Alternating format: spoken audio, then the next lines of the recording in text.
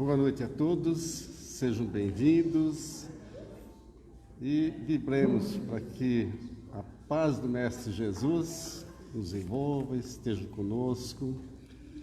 Também cumprimentamos os que estão nos ouvindo à distância, pela internet, que juntos possamos vibrar no mesmo diapasão, nos mesmos sentimentos de amor, no desejo de aprendermos, cada vez que aqui estamos, um pouquinho mais, colocando passo a passo o nosso caminho da evolução. Nossos primeiros recados. Primeiramente, lembrar do celular. Vamos desligar os celulares. Aliás, deixa eu ver se eu desliguei o meu.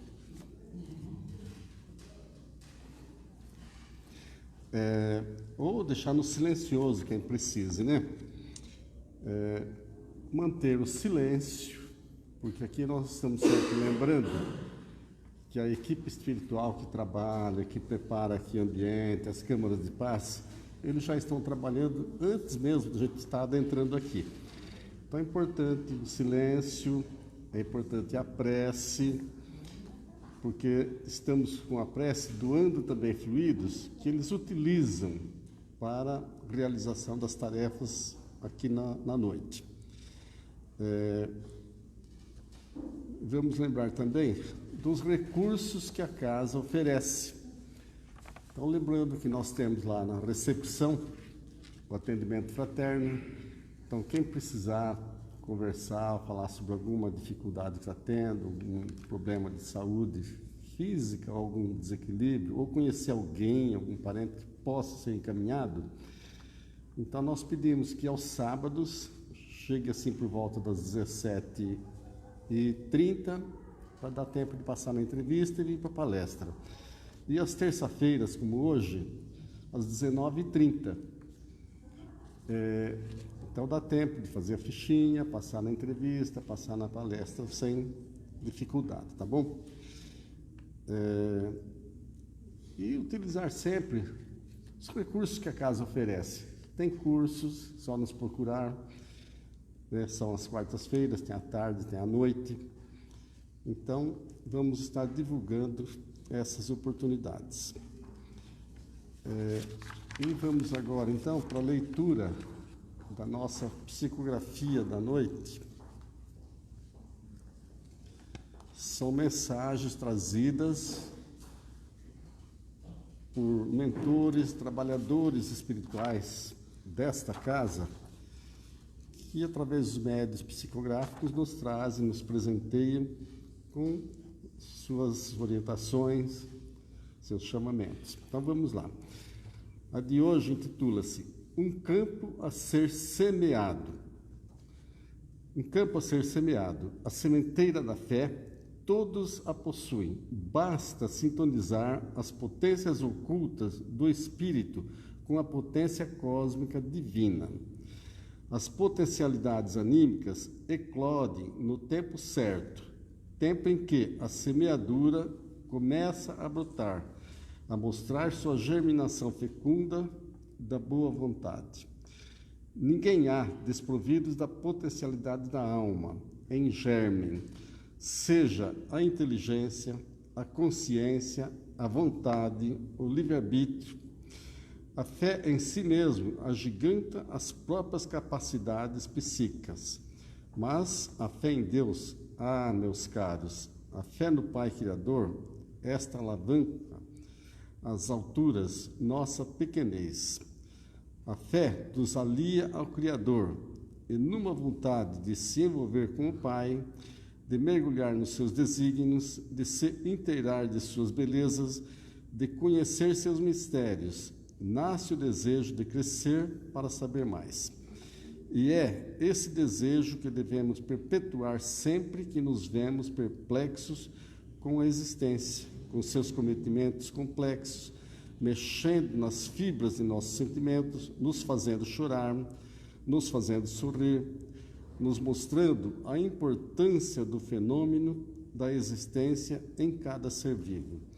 Debalde, atacamos os semelhantes. Não sabemos que fazemos a nós mesmos. Não fujamos às leis divinas. Elas encerram em seu princípio toda ética, toda estética, toda moral, toda verdade, toda perfeição. Formata a consciência, envolve a todos como irmãos, fazendo-nos contemplar a vida pelas mãos sagradas de nosso Deus. Esta mensagem foi recebida no dia 3 de junho deste ano aqui na casa.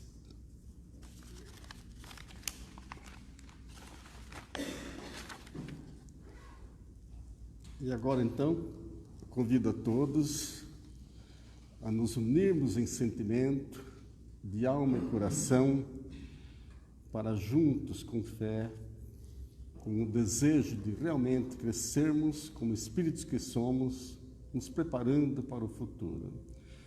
Então, juntos mentalizemos Jesus, nosso mestre e amigo, que nos trouxe toda a sua cordialidade, seu amor, seus ensinos, seus exemplos, suas virtudes, nos amparando sempre nas curas, nas consolações, enfim, tudo que necessitamos para estarmos mais em paz nesta jornada terrena que Deus nos confiou. E pedimos nesta noite, mestre amigo, que ilumine este lar que nos acolhe, que nos inspire e nos ilumine cada coração aqui presente, que possamos aurir na fonte do Evangelho que será emitido aqui hoje, as alegrias que contentam a nossa alma, nosso ser espiritual. Juntos vibremos como irmãos, por nós, por todos aqueles que vão nos ouvir a palestra depois, desejando que a paz do Cristo nos envolva agora e sempre. Graças a Deus. E vamos então vibrar agora pelo Fernando, que está incumbido da palestra de hoje. Vai estar aqui agora o Fernando com a palavra. Obrigado.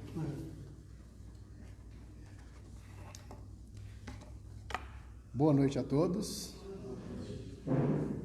Senhores presentes, encarnados, desencarnados, né? Quem está no plano espiritual, ou quem ainda não encontrou o plano espiritual e está vagando pela Terra, às vezes eles são convidados a entrar nas casas, né? Para assistir as palestras. A gente acredita no nosso ainda mundinho, né? A gente pode dizer assim, que existe só o plano encarnado. Mas na realidade são muitos planos, né? São muitas formas de vida. Tem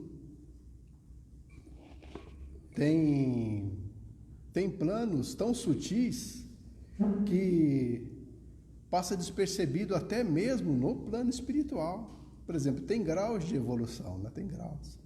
E quando a gente começa a conhecer, né? Porque a gente só vai realmente ver quando a gente chegar lá, né? Só quando a gente chegar lá. Então, a gente só vai ter uma certeza absoluta, ver quando a gente realmente estiver lá.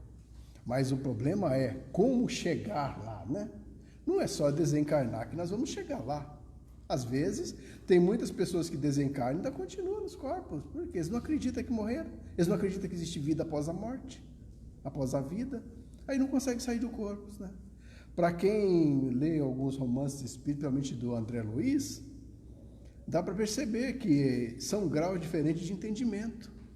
Então, o estudo, a perseverança, o buscar conhecimento sempre cabe, nunca é demais.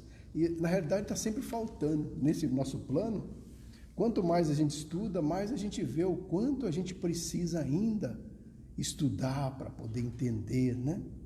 E eu vim trazer para nós hoje as 3 revelações. Para a gente entender um pouco sobre essas 3 revelações, a gente precisa voltar lá no tempo de Moisés. Como eu falei logo no começo, né, que existem vários planos de evolução, existem vários níveis de entendimento. Quando Moisés resgatou o povo lá do Egito, que o Egito ele era um povo idólatra, né? Que tinha vários deuses. Os escravos, automaticamente, as pessoas que trabalhavam para os egípcios, eles pegaram esses hábitos de adorar vários deuses. Tinha deuses para tudo. E geralmente os escravos, eles tinham direito à alimentação, eles podiam se alimentar, e também eles tinham liberdade para o culto deles. Mas muitos, às vezes, pegavam e preferia admirar os vários deuses, né? Porque é como se a gente, por exemplo, quando a gente está numa turma de pessoas, a gente tem tendência a seguir aquela turma. Então, quando ele estava no Egito, então praticamente eles começaram a passar aquilo ali como normal, múltiplos deuses. Mas isso aí tudo aconteceu porque nós estávamos na infância ainda da nossa evolução. Nós éramos ainda praticamente recém-saído do útero, né? Nós estávamos aprendendo ainda. Éramos muitos ainda supersticiosos, tinha medo. Não é que hoje nós somos, né, gente? Às vezes a gente pensa assim que nós estamos muito evoluídos, mas não estamos. Tem muita gente supersticiosa ainda, né? Então, quando Moisés pegou essa missão de tirar o povo do Egito e levar ele para a Terra Prometida, ele teve que colocar algumas leis. Ele teve que colocar a lei divina para mostrar para o povo, a ensinar o povo sobre o Deus único, o Deus de Abraão. Era o Deus único, não tinha muito Deus, era só um. O Deus é um, né? Ouve Israel, Deus é apenas um. Mas mesmo eles passando, ecoando isso na cabeça deles, eles ainda tinham tendência a adorar vários deuses. E Moisés, quando ele tirou o povo da terra, lá da escravidão, o que aconteceu? Ele se viu, assim, meio... Assim, como ele ia lidar com um povo ainda, assim, idólatra ainda, que estava com aquela tendência de adorar vários deuses. Então ele subiu o Monte Sinai, né? Psicografou os 10 mandamentos, né? Recebeu os 10 mandamentos por como a gente pode dizer, uma inspiração divina. Ele publicou os 10 mandamentos numa pedra, escreveu e falou para o povo, não adorais outro Deus, né? Deus é apenas um. E colocou amar pai e mãe, entendeu? Não cobiçar a mulher do próximo, coisas assim que ele colocou como divino, porque às vezes as pessoas precisavam de ter um impacto grande para eles poderem seguir, para eles poderem obedecer. E ele também instituiu leis, até mesmo de higiene, porque ele era praticamente um nobre, né? Ele foi criado junto lá no palácio, com todas as regalias. Então, ele tinha noção de higiene, ele tinha noção de cidadania, coisas que os escravos egípcios não tinham. Então, aí ele instituiu, por exemplo, lavar as mãos antes da refeição. Por exemplo, os escravos trabalhavam de sol a sol, todo dia. Então, ele pegou e falou, um dia guardais o sábado para quê? Para deixar um pouco do dia para as leis divinas, para adorar a Deus, para estudar, para conhecer. Então instituiu o sábado. Isso aí foi... E o pior de tudo é que Moisés não chegou na Terra Prometida, né? Ele só guiou o povo, outras pessoas seguiram. Depois de 1.300 anos, aí veio o Messias, que Moisés já tinha anunciado que viria um Salvador, né? Que viria o Messias. E depois de 1.300 anos chegou Jesus, né? Que é o único guia e modelo, né? Que Deus ofereceu ao homem na terra para que a gente pudesse se guiar, né? Só que quando Jesus chegou, ele mesmo falou, eu não vim destruir a lei, eu vim dar cumprimento. Quando os hebreus chegaram e falaram, olha, ele não obedece, ele não lava as mãos antes da refeição, né? Aí Jesus falou, não é o pecado, é o que sai da boca, não o que entra. Ou seja, o povo já, 1.200, 1.300 anos, o povo já tinha noção de higiene. Mas eles tiveram essa noção de higiene como lei, não como um hábito, né? Eles tinham como lei. E o sacerdócio tinha todo aquele ritual, né? Tinha que lavar a mão para isso, tinha que fazer isso. E era como uma lei divina. E quando Jesus chegou, ele começou a mostrar que não era bem isso, foi que Moisés instituiu porque o povo precisava. Depois, quando Jesus chegou, ele não destruiu a lei, mas ele mostrou, né? Ele mostrou, ele falava assim, ó, ouve o que vocês leram, ouve o que foi dito, amarás a Deus, eu, porém, ensino desse jeito. Ou seja, ele veio, como o povo já estava mais maduro, ele veio mostrar um novo entendimento, mas não através de leis duras, leis rígidas, mas sim as pessoas fazer de coração. O pai, aquele pai que castigava, aquele Deus severo que castigava, já não era mais o pai que castigava. Jesus chamava de paizinho. Ou seja, e ainda falava para o povo ainda, ó, o reino dos céus é comparado assim com um pai de família que deixa, por exemplo, no caso uma vez ele se viu com 3 tipos de pessoas diferentes, né? Ele se viu com uma pessoa que cuidava de ovelha, um pai de família e mulheres. Ele mostrou o pai para cada pessoa. Ou seja, para aquele lá que cuidava do rebanho, ele pegou e falou sobre a parábola da ovelha perdida. Ele falava assim, ó, o reino dos céus é comparado com um pastor que tinha 100 ovelhas. Quando ele falou assim, 100 ovelha, ele causou um impacto muito grande, porque as pessoas na época tinham 20, 50, o que tinha muito rico tinha 50. Aí ele falou que o pai tinha 100, olha só. E esse pai colocou as ovelhas no cercado lá e foi atrás de uma ovelha. E pegou a ovelha e trouxe nas costas ainda. Olha só. As pessoas que ouviu aquilo falou, não, esse pai ele é realmente bom, que ele faz diferença. Ele não despreza uma só porque ele tem bastante. Então ele é realmente bom. E Jesus falava de um jeito que tocava mesmo no fundo do coração da pessoa. No caso da mulher adúltera, né? As pessoas apedrejando, ele começou a escrever na areia e falou assim, ó, aquele que tiver sem pecado, que atire a primeira pedra. Porque as leis eram claras, né? Tem que lapidar as adúlteras, né? Mas era só as mulheres que sofriam, né? Os adúlteros não, né? Às vezes as pessoas iam aí pegar pedra para jogar, Jesus falava, tem certeza, né? Olhava no olho. Mas aqui nós estávamos falando sobre o governador, né? Jesus, quando ele olhava para a gente. Ó, você pode ver no YouTube ou na própria internet, tem uma carta que Públio Lentulus mandou para César sobre Jesus. E logo no começo ele fala que de longe, quando Jesus olha, ele causa pavor. Quando Jesus olhava dentro do olho.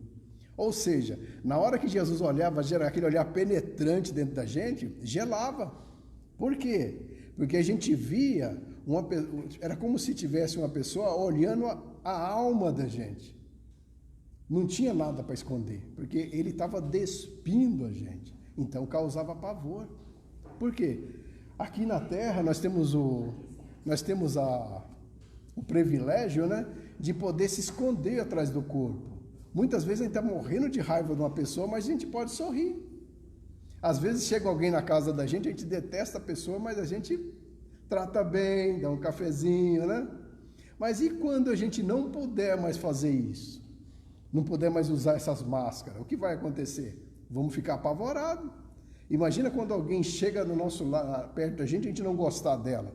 Como é que a gente vai fazer? Não conseguir rir, nem mais nada.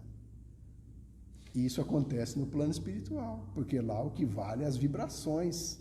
É por isso que a gente precisa, desde o começo eu falei, que a gente precisa entender e procurar estudar um pouquinho mais, porque quando a gente sai do corpo, acabou a fachada. As pessoas olham para a gente e veem exatamente como a gente é, através de manchas escuras, ou através da aura que está toda apagada.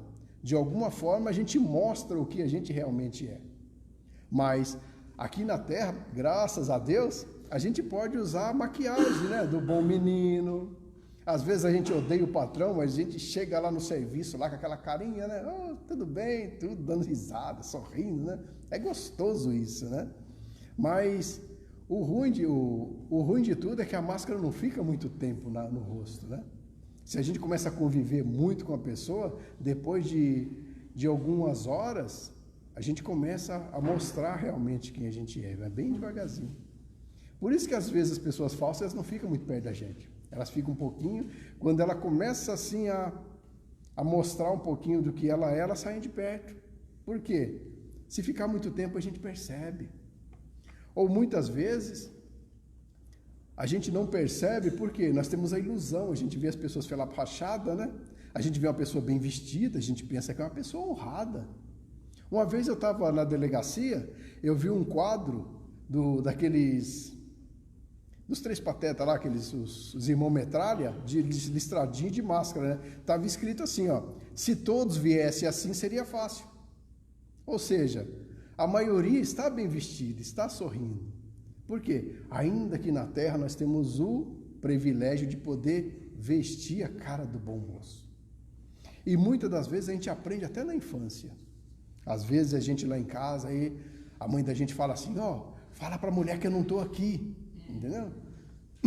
Às vezes a mãe da gente está xingando a gente lá, tá brava, aí quando chega visita, muda, fica sorrindo, vem cá, até abraça a gente olha assim e fala, nossa, que essa mulher, baixou um espírito nessa mulher aí, né?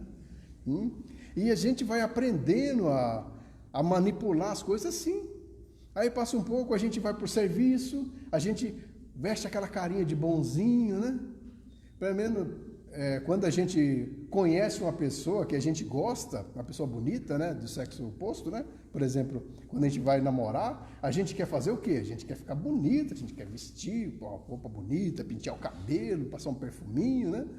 E ilude muito bem, ilude, chega até a casar, né? Chegam até a morar junto, né? Casam tudo, aí depois de alguns meses, 1 ano, 3 anos, aí aqueles bichinhos, né, era leãozinho, né, meu gatinho, aí esses bichos começam a ficar maior, né, leão, né, vaca, e por aí vai, né? A gente tem a gente tem o hábito de se esconder atrás, porque se realmente a gente mostrasse quem a gente é, a gente teria muito poucos amigos, ou quase nenhum. Porque aqui na Terra nós estamos estreando ainda, né? Nós estamos estreando como uns bonzinhos. Nós estávamos na Idade Média até pouco tempo, né? E Jesus, ele entendia isso, ele falava exatamente o que as pessoas queriam, assim, colocava dentro da alma, o que é um Deus, o Pai bondoso, né? Quando ele encontrou as mulheres, ele falou sobre a parábola das dracmas perdidas. Caiu uma moedinha por debaixo da mesa, e as mulheres passaram com a lanterna, com a lamparina, procurando as dracmas. Ou seja, para uma dona de casa daquela época, nas dificuldades, a dracma era equivalente a 1 centavo de hoje. Então, qualquer mulher, qualquer dona de casa, até mesmo o dono de casa, né, sabe o que é manter uma família, manter o orçamento mensal.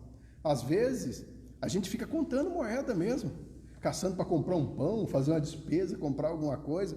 E as mulheres daquela época ainda era pior ainda, né? Porque o dinheiro não tinha. Então, elas sabiam exatamente o valor que era uma dracma. E quando Jesus falou que caiu uma moeda, e as mulheres ficaram velando que o reino dos céus era daquele jeito, então as mulheres entenderam, nossa, esse pai é bom mesmo, né? E para aquele ancião que estavam lá, ele falou sobre o filho pródigo. Aquele filho que pegou falou para o pai, não, você me dá a minha parte em herança, a minha herança para mim, que eu vou para o mundo, eu vou gozar a vida, entendeu? E realmente, ele deu o dinheiro e o filho saiu. Quando o filho voltou, o que o pai de família fez? Saiu correndo e pegou o filho, tirou o anel, deu para o filho e ficou 7 dias de festa. Sendo que os anciãos daquela época não faziam isso. Se o filho saísse, não voltava mais. Como o filho só podia sair de casa Quando, por exemplo, o pai morria, aí cada um ia para sua casa, ia constituir uma outra família em outro local. Porque as famílias viviam mais em agrupamento, então ele só saiu quando o pai morria. Tanto que teve um que chegou para Jesus e falou: Jesus, eu vou te seguir, mas você espera primeiro eu enterrar meu pai? Tem muitos que não entendem essa parábola, pensa que Jesus foi ingrato, né? Falou, não, o pai do rapaz tinha morrido e ele não deixou nem enterrar. Não era. Era que ele tinha que esperar primeiro o pai morrer para ele enterrar o pai, para depois ele poder seguir Jesus. Aí Jesus falou, não, deixa os mortos que enterrem seus mortos. Né? Siga-me. Aí ele pegou e não quis. Né? Então, quando a gente vê o impacto que Jesus fez no mundo, ele dividiu o mundo em duas épocas, antes dele e depois dele. E Jesus, mesmo ele falando tudo isso, e o povo estava sobre aquelas leis rígidas ainda, não conseguia entender o que ele queria dizer. Então ele pegou e falou, se vocês me amarem, eu enviarei um outro Consolador, um Paracleto, aquele que vai revelar tudo aquilo que eu não pude dizer. Ou seja, ele falou que no futuro viria um outro Consolador, porque ele sabia que as palavras que ele ia dizer, muitas das coisas ia ser disturpada, né? Muitas coisas ia ser desviada, porque nós temos a tendência de puxar sempre a sardinha para o nosso lado. Nós temos muito exemplo disso. Por isso que é bom os estudos, principalmente o estudo espírita, é ser assim numa casa espírita. Por quê? Eu estou citando da nossa religião aqui, né? Não é uma religião, da nossa doutrina. É bom na casa espírita, por quê? Porque a gente estudando, a gente não corre o risco de querer puxar a lei para o nosso lado. Ah, não, Jesus falou isso aqui, então eu posso fazer desse jeito. A gente tem a tendência de querer misturar as coisas, né? Mas quando eu falei espiritismo, porque nós estamos num centro espírita. Mas, na realidade, a religião é aquilo que a gente faz quando a gente sai da instituição que a gente frequenta. Ou seja, se eu sou evangélico, então o que eu vou fazer lá fora vai denotar o que eu aprendi na minha religião. O que eu estou fazendo lá fora é o que eu estou aprendendo no meu espiritismo, né? No meu jeito a minha filosofia espírita. Ou católico. Então, toda religião é válida. Não adianta a gente procurar perfeição nas religiões, que a gente vai ficar pulando de religião em religião, porque na realidade o aperfeiçoamento tem que vir dentro de nós. Somos nós que temos que aprender aqui para ir exercitar lá fora. Isso que Jesus queria dizer, mas ele não podia, porque o povo ainda não estava tão maduro ainda. Estavam todos sobre as leis de Moisés, né? Aí chegou a terceira revelação. Allan Kardec, o senhor Hippolyte de Leon Denisard Rivail, ele chegou uma época lá em Paris, começou a ter várias manifestações, começou a ter essa tendência, né? As mesas giravam, as mesas subiam até o teto, rodava, descia, e um amigo de Kardec pegou e falou assim, o Didier, né? Falou, vamos comigo ver essas manifestações, as mesas sobem e até responde com pancada, né? Aí Allan Kardec era um estudioso, uma pessoa centrada, falou, não, alguém vai me dizer que uma madeira pensa? Quando alguém me provar isso aí, eu vou. Aí passou um tempo, esse Didier falou, não, você tem que ir, que as mesas agora estão respondendo pergunta. Aí Allan Kardec falou, não, aí eu tenho que ver, né? Tanto que quando ele chegou era teatro, né? Ele chegou no carro, antes ele começou a levantar a mesa, a olhar tudo. E quando ele começou a ver aqueles fenômenos, ele despertou, falou, o que acontece atrás disso? Porque como nós já estávamos maduros, então agora veio a fé raciocinada. Ou seja, não existe nenhuma palavra cabalística, não existe mágica, existe o pensamento, existe você estudar, procurar a verdade. Essa é a terceira revelação, é a verdade. Ou seja, às vezes algumas religiões falam, não, você não pode falar isso aí que Deus castiga. E tem que falar, bom, mas por que Deus castiga? Não mexe, senão vai para o inferno. Ou seja, o homem criou mecanismo para amedrontar as pessoas, criaram o inferno. Olha só, criaram pessoas, Deus, infinita bondade, criou pessoas ruins só para cutucar a gente. Olha que Deus. Se a gente tiver uma fé realmente raciocinada, a gente vai pensar, pô, mas esse Deus, eu não acredito nele. Jesus, há 2000 anos atrás, me falou que o Pai era bom, agora vem uma pessoa e fala que Deus criou um capeta para ficar me cutucando. Tem coisa errada. Não? E Allan Kardec, quando ele foi atrás, quando ele foi ver isso aí, ele começou a se empolgar, ele começou a olhar assim com um pouco mais de... Ele viu que tinha alguma coisa por trás disso. E ele foi numa sessão. E quando chegou numa sessão, a primeira coisa que apagou a luz. Ele falou, não apaga a luz não, deixa a luz acesa que eu quero ver o que está acontecendo. E logo no começo, né, uma cestinha, pegou e começou a escrever. E ele ficou encantado. Ele começou e perguntou, né? Quem são vocês? Aí veio a resposta. Somos os homens que viveram outrora. Aí ele pegou, ele viu, a morte não existe. Existe vida além da vida. Aí ele criou toda uma codificação. Criou 5 livros. O Livro dos Espíritos, o Evangelho segundo o Espiritismo, Céu e Inferno, Livro dos Médiuns, a Gênesis. Depois tem o que é Espiritismo. Agora tem Viagem de Kardec. Tem as revistas espírita. Então, ele começou a codificar o Espiritismo porque ele viu que o conhecimento era fabuloso. Mas só que quando a religião pegou e viu, principalmente não criticando, mas quando a Igreja Católica viu esse movimento, o Kardec publicando isso aí, ele mandou os filósofos, os pensadores da época, ir atrás e pesquisar sobre esse Espiritismo. E eles falaram, não, o Espiritismo, se a gente adotar esse Espiritismo, ele vai responder muitas coisas que a gente não consegue entender, sem explicações. Aí lançou um dilema, ou nós acabamos com o Espiritismo, ou o Espiritismo acaba com a Igreja Católica. Aí começou a caça às bruxas, né?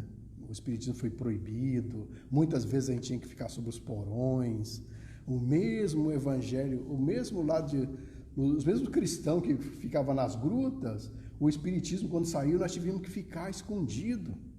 Mas como a verdade sempre sai, né? Como essa sempre é revelada, então nós conseguimos. Hoje o Espiritismo é até chique, né? A gente falar que a gente estuda. Olha só que beleza. Mas as pessoas os primeiros que começou no Espiritismo, eles sofreram muito, foi mártires, entendeu? Que trouxe essa revelação que hoje nós podemos falar que é gostoso ser espírita. Hoje é até bonito.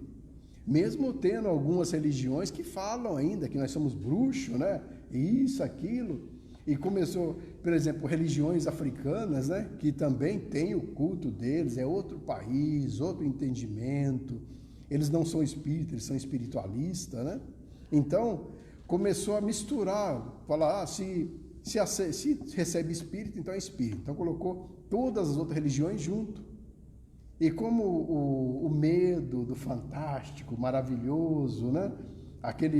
Esses que a gente pensa, né? Que o fantástico, a assombração, isso, começou a penetrar na mente das pessoas. Então, o Espiritismo, ele tem que ser estudado sempre para tirar esses fantasmas da cabeça das pessoas. É isso que eu vim trazer para nós hoje, gente. Que a terceira revelação, ela trouxe para o Kardec, mas ela tem que amadurecer dentro de cada um de nós. Temos que parar com o fantástico, com o maravilhoso, porque mágicas e palavras cabalísticas realmente não existem. O que existe mesmo é a ciência, é o procurar a verdade, é procurar a informação. E a única forma da gente ver, saber e compreender isso é através dos estudos. Não tem outra forma. A terceira revelação, que vai melhorar o mundo, ela vai surgir dentro dos lares, dentro de cada um de nós e dentro dos nossos lares, que vai nos transformar e que vai transformar o mundo, que vai partir para o mundo de regeneração. Mas, para isso, a gente precisa mesmo estudar. Precisa mesmo procurar a verdade. Porque é a única forma de se libertar. Não é verdade? Vamos procurar a verdade para que nós possamos nos libertar. E temos um guia fabuloso, temos o único guia e modelo que Deus ofereceu ao mundo, que se chama Jesus, para nós seguir. Há 2000 anos atrás, ele está nos chamando todos os dias. E hoje nós temos o discernimento, o amadurecimento, só falta seguir. Tá bom, gente? Obrigado por vocês terem me ouvido. Agradeço de coração por esse momento que eu passei aqui, como convidado da casa, né? E fiquem com Deus e assim seja. Obrigado.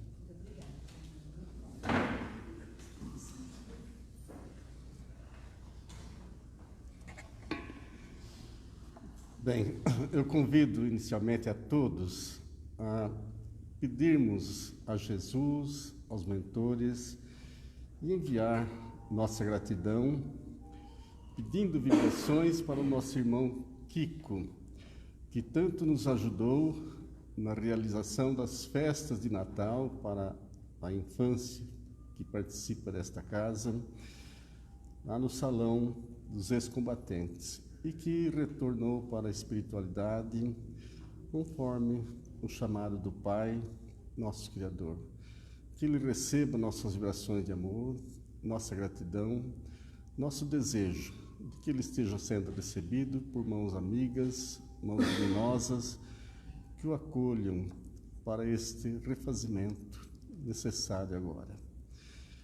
Também, mestre amigo, queremos pedir por todo este planeta que sofre, que é assolado por todos os lados, com as guerras, com as catástrofes, com incêndios, com tantas coisas que atingem irmãos de outras terras.